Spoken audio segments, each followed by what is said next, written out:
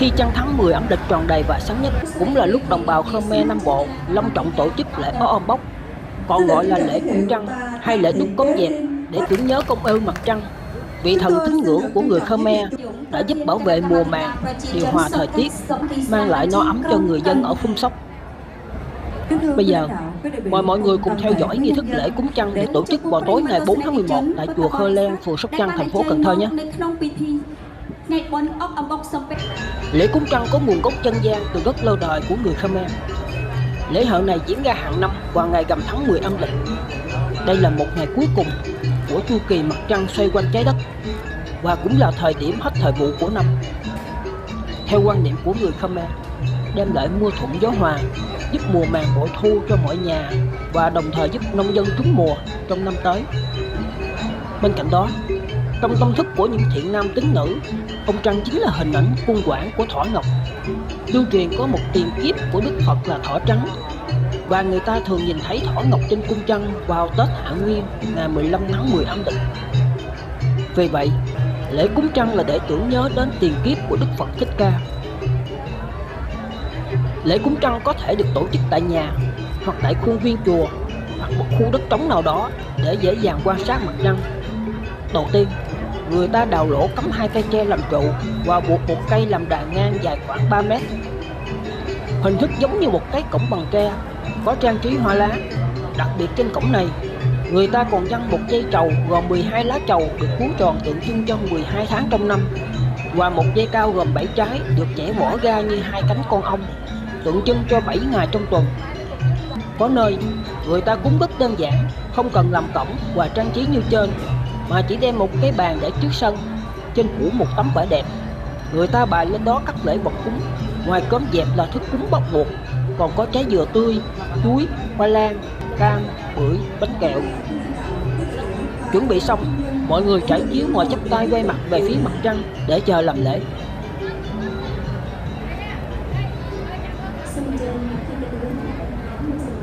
Khi trăng lên đỉnh đầu, người ta cử một người lớn tuổi, ít độ, có uy tín đại diện ra cúng tạ mặt trăng. Người cúng thắp nhang, rót trà và khấn nguyện.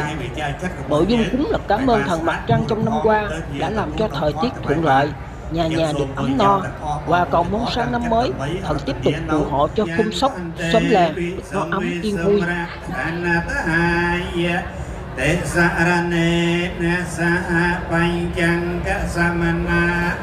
Cả tăng địch giác say lan dễ cha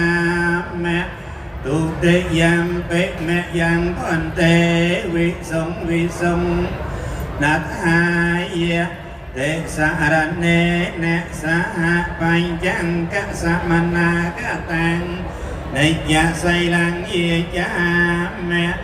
ta tế giam bế mẹ giang toàn tế vi sống hai Tế sa ra nê sa bánh chẳng cả sa mana cả tăng Địch gia xây lăng dê cha mẹ nô kẻ hành cả tòa xây lăng tê nô con tê.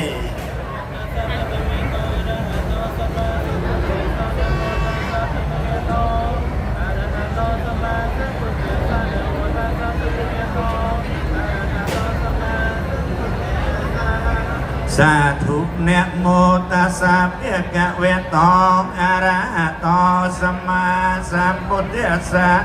nẹ mô ta sa bia ca ve tong a ra ha to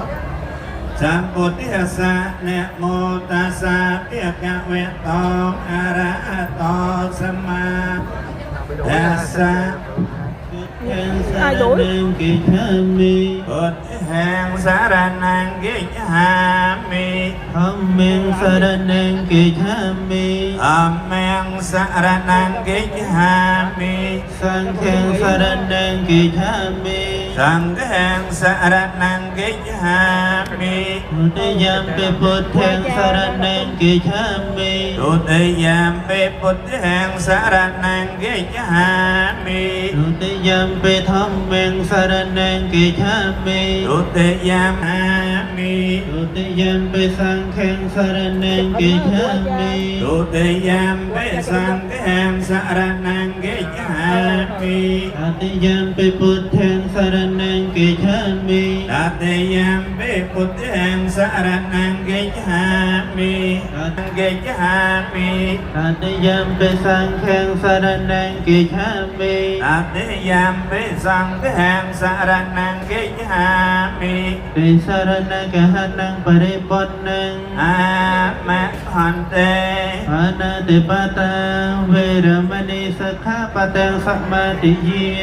มิ อาทันเนียเตียเนียเวระมณีสิกขาปะ ปิชาจาราเวรมณีสักขาปะตังสัมมาติเยียมิ อาเมสุมิจหายาราเวระมณีสิกขาปะตังสมาธิเยียมิ สุราเมรยมัจจปมาเตทานา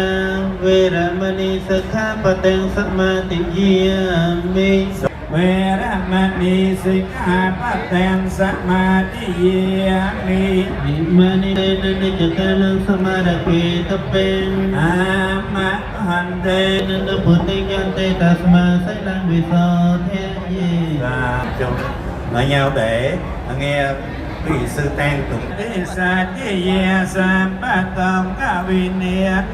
sa ya ba ra tăng pro ta men ca lang vi pa ta pa de pia sa pa sam pa ti sa ti ye sa pa pa ya vi nia sa ya ba ra tăng pro ta men ca lang vi pa ta ba de pia ya lang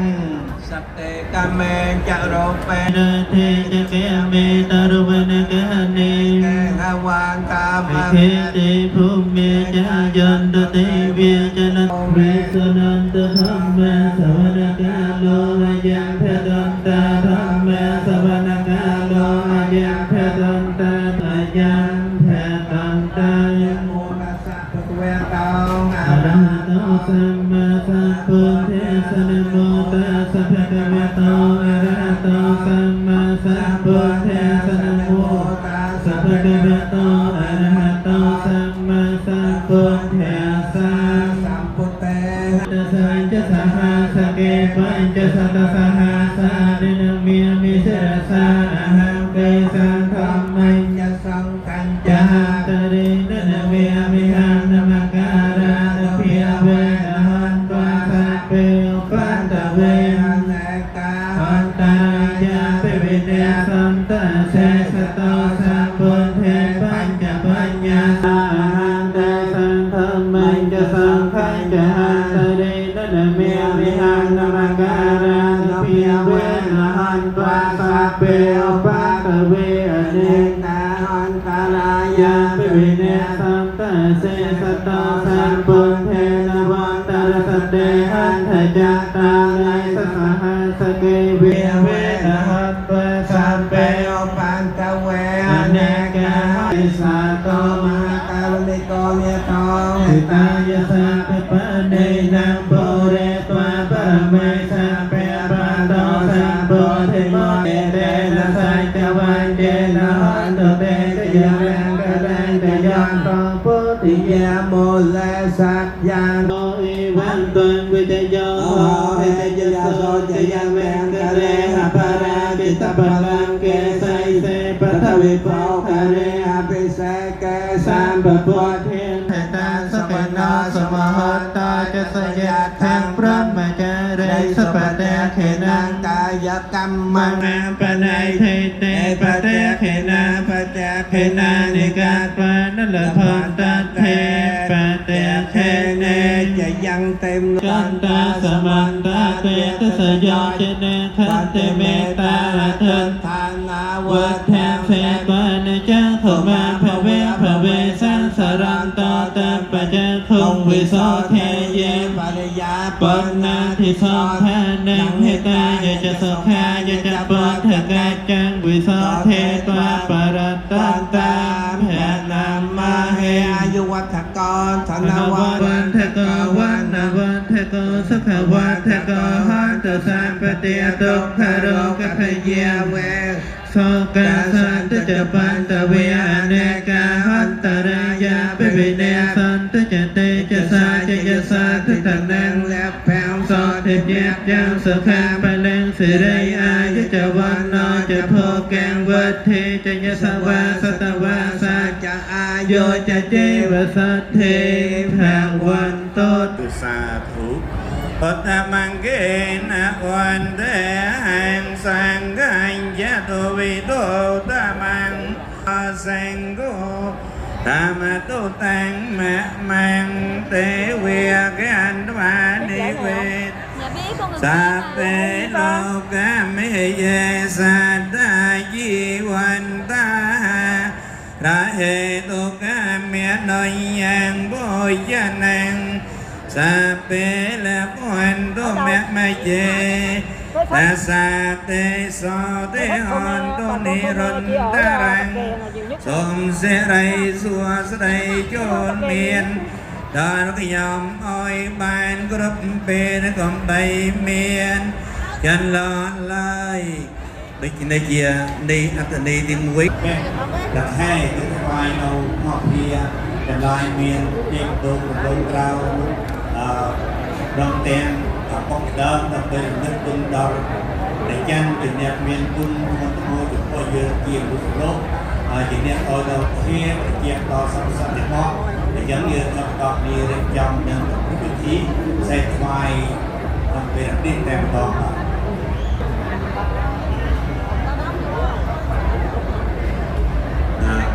การดิเกียเป็นยืนควายเนาผู้เป็นลายดอกเงินบกเมียนยังหลวงพ่อไว้เป็นแต้มที่ra mà lưu đây kia là các cái nạn của sự quan của những con kia đây chỉ nhận đang quân một năm cara có chạy để chúng ta cùng xuống để kia đây là kia sẽ đây cái kia mà cô sẽ có cái con liên quan con kia mà chơi đấu được cô ban non học kia mai cho bên quân họ đâu rồi với cái hàng lần năm đi ban một cái trên con đi ní xuống của chơi bộ để can trên mặt cha con công viên con một con té ông bà đi qua tiền gai một tầng đấy chơi cuồng nọ nó ít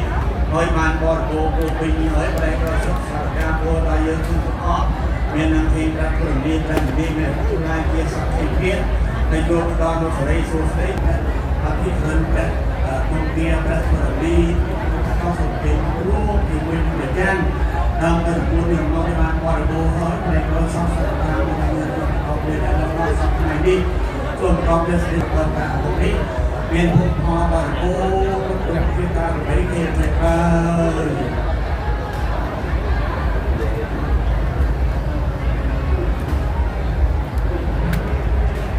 เด็กๆจะเป็นใครตรงน้ำนี้เป็นบ้านน้องบอกเราสลองแม่น้องบอกลงกลางจริงสร้างรูปรูปอย่างก็ทำดีที่สุดเมื่อผู้เคยรันเป็นลงทีรันถนนนี้เป็นคนหน้าใส่เดียวของเนี้ยบรรลุแต่ก็บ้านทำรันก็การถนนนี้มันเป็นวิถีของแต่บ้านพวกมาจากบ้านปาโก้จงมาเปลี่ยนตัวสมาร์หรือคนตอนเอาจงนำด้วยจากหลักการเพราะยืนถึงก็เนี่ย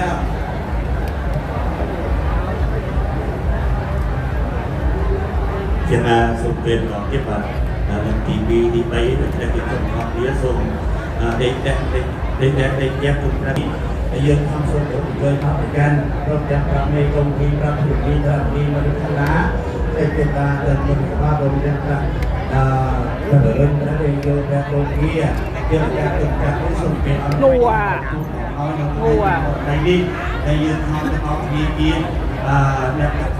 เปิดนกหอยมันบอลโผล่บางบริเวณจำทางที่บ้านน้องรวมเป็นตรงเราเด็กโรงเรียนเขาโดยพวกเขาอาสนะเขาใช้นิสสัยมีองค์ที่รัฐนี้chưa đâu còn có dẹp nữa chưa đúc mà đúng rồi đúc ở đây đứng ở đây là mọi người đứng đó luôn còn mấy đứa nhỏ xếp hàng đi lên đúng rồi ban thuộc cho nó bên thiên phố nó thăm đông thăm phố sập ban chẳng ban trên thăm phố và cái thiên đó sum tới cái thiên khó nên nó luôn cái đấy sắc để sử dụng để họ bỏ Đúng rồi mấy đứa nhỏ sẽ đứng nó cụ Acha sẽ lấy thứ miếng để cho mấy đứa nhỏ lên đó, nó xếp hàng lên rồi đó.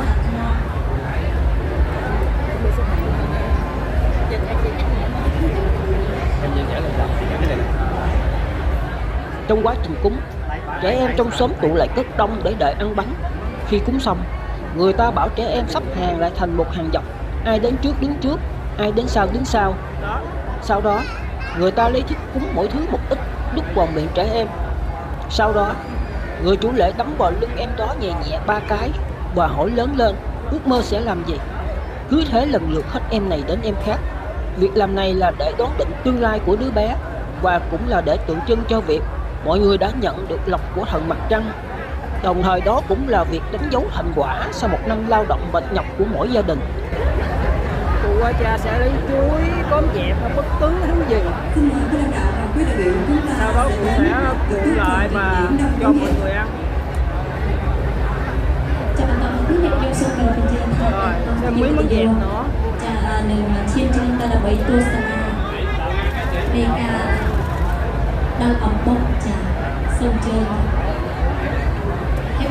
Lúc này cụ Acha sẽ hỏi là đứa bé sẽ ước cái gì đó.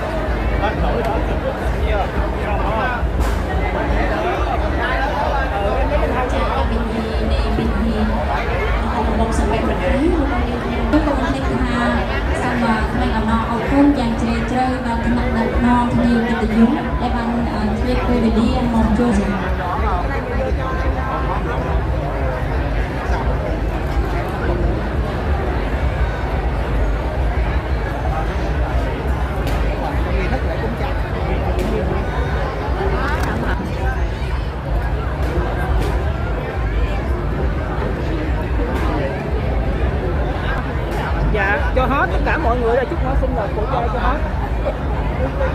Và trong phong tục của người Khmer là cụ Acha sẽ cho cái gì là chị ăn cái đó. Dạ, và nếu khi cho thì cụ Acha sẽ hỏi chị muốn thì cứ xếp hàng đây là cụ cho hết đó chị. Cái gì anh? Cái gì vậy? Cái gì vậy? Không, cụ Acha cho chị cái gì là chị ăn cái đó. Sư đi vô rồi, tới giờ nghỉ rồi.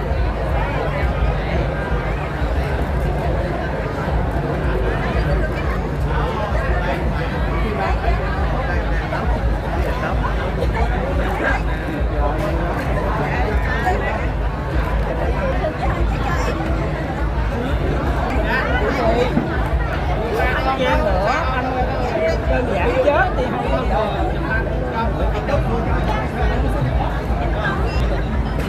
rồi. Chém bắt đấy nào bắt này. Đúng là cho là không có người ta sẽ bỏ cho người chị luôn. Không tục mình. Thôi. trái bắp kìa, đứng đó xếp hàng đi rồi xin là phải ăn đó, ta chở gì phải ăn đó kìa.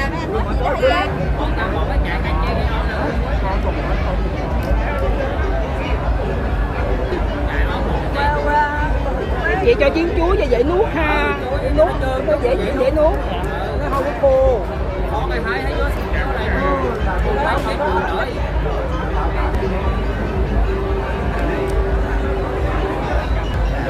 Rồi, em muốn làm gì làm.